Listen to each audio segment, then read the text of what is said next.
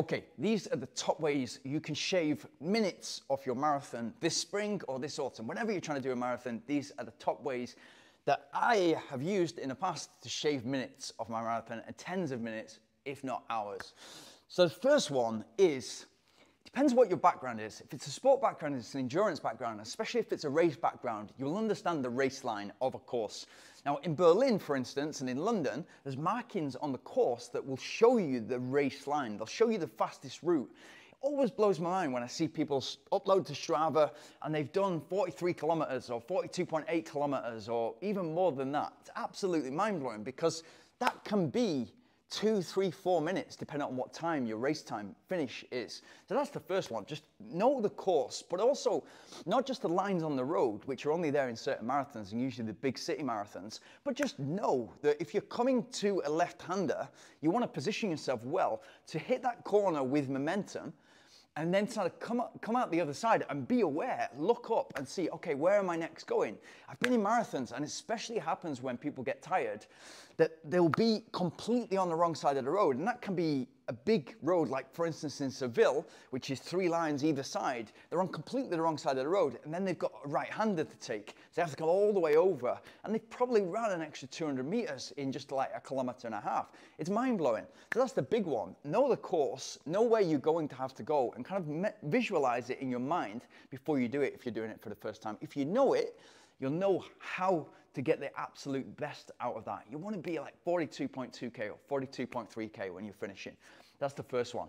Now, most people, when you speak to them about training, they'll talk to you about the long run. They're preparing for a marathon and they know they have to run far. So the stamina and endurance is super important for them to run a marathon. The biggest way for you to gain minutes in your marathon is for you to implement some speed work. And that might be short, quick speed reps, short hill reps to get your running economy better. And ideally, in addition to that, it will be interval training so that you're running for 1 minute, 2 minutes, 5 minutes, 10 minutes, at a faster time, at a faster pace, than you would do in your marathon pace. And sometimes that's complicated for people to, or difficult for people to understand, because they feel that they're running towards, or they're training towards a marathon, and that's going to be a race-paced marathon. They're going to be running as fast as they possibly can for 42K or 26 miles. And they don't understand why they would need to train faster than that. The reason you need to train faster than that, because once you get your body used to going faster, it's going to mean that you feel so much easier at your race pace. And therefore, your body is able to maintain that comfortable feeling, and you're kind of maybe in zone 2. And without getting too technical, your heart rate is low enough to make that feel really easy for the first half to 30K. And that's when you need to dig in. Third tip I'd give is, again, visualization. Think about in the course, are there long stretches where you're going to be completely isolated? No crowds, potentially no people. How are you going to react in those situations? When are you going to really need to focus and go into yourself and realize, and just think about all the time that you've spent training, all the time that you spent before that getting fit, and it might have been months or years. Super important to dig down on that and think, what did I want to get out of today? And what have I sacrificed, if you want to call it that word, in order to be there today? So super important, like, get yourself in a frame of mind that you know there's going to be lonely periods of time in that race, and how to dig down on them. The next point, and this is, for me, the biggest point and your biggest improvement area, without doubt. Again, if I speak to most marathon people who are training for a marathon, and maybe it's the first marathon or the 5th marathon, it doesn't matter. Usually people will start to think about nutrition once it gets close to race day. So I know I'm going to go long, and I know I need to take gels. That's all I know. But what do? And it might be the week before, and then I'll be giving them advice on, well, you really need to have trained with it. You need to get your stomach used to not just absorbing it, but getting it into basically energy so that your body can use it, and then you're not going to hit the wall, and you're going to be able to push through fast. You're training to run as fast as you possibly can over the marathon distance on one day. And with that training, together with your speed work, your interval training, and your long run and building your endurance, is training your stomach to take in the carbohydrate that it needs, together with the sodium and the magnesium, etc., in order for you to be energized enough to get the best out of your body, to run optimally over the distance of 42K. So to do that, you're going to need to up your carbohydrate taking. And if you're listening to this and you already take a gel every 40 minutes, as most people do, because that's what it says on the back of the packet, you need to up that. That would give you, a typical gel has got 25 grams of carbohydrate. I'll really simplify this. 25 grams of carbohydrate per gel. So if you're taking one every 40 minutes, that would be 1.5 every hour or 3 every 2 hours. That's 37.5 grams of carbohydrate. You need to be taking double that.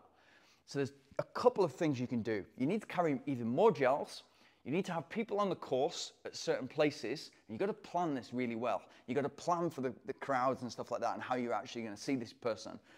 People who are really good at planning usually kind of hit the marathon, hit their goals on the first or second time. People who are not so good at planning, it takes them longer because they mess up and they make mistakes. You don't need to make those mistakes because you can listen to videos like this and get it right first time. So you need to be taking that sports drink off the person,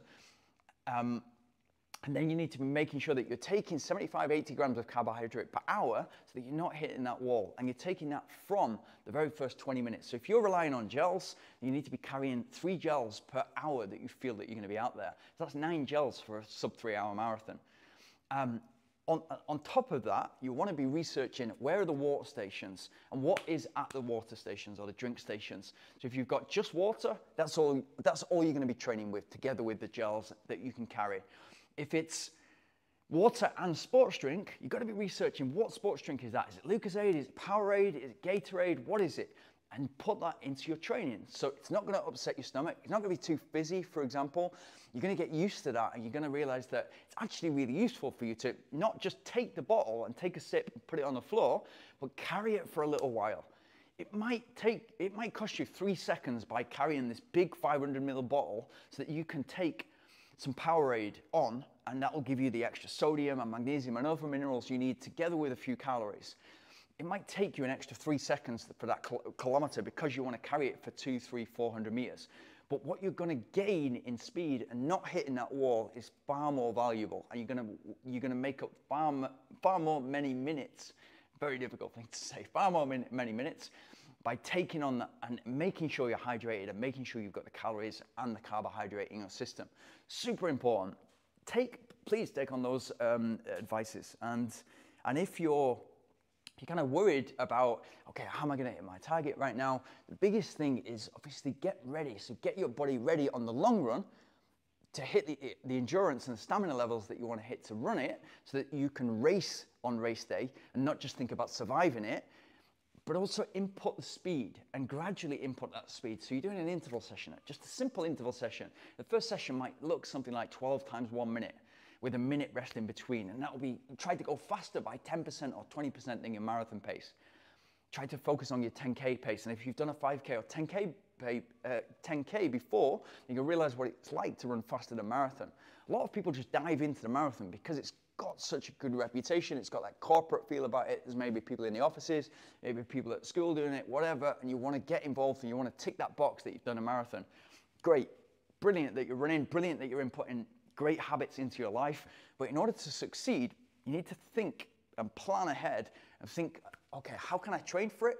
What can I do on race day to get the best possible time and not lose any minutes, like the race course and taking the race line? And also, how can I make sure my body is absolutely fueled and ready to go with the amount of carbohydrate it needs to run optimally for the amount of time that I'm out there? Good luck. And if you've got any questions on that, or you can think of extra advices to make up minutes on race day, please let me know in the comments below.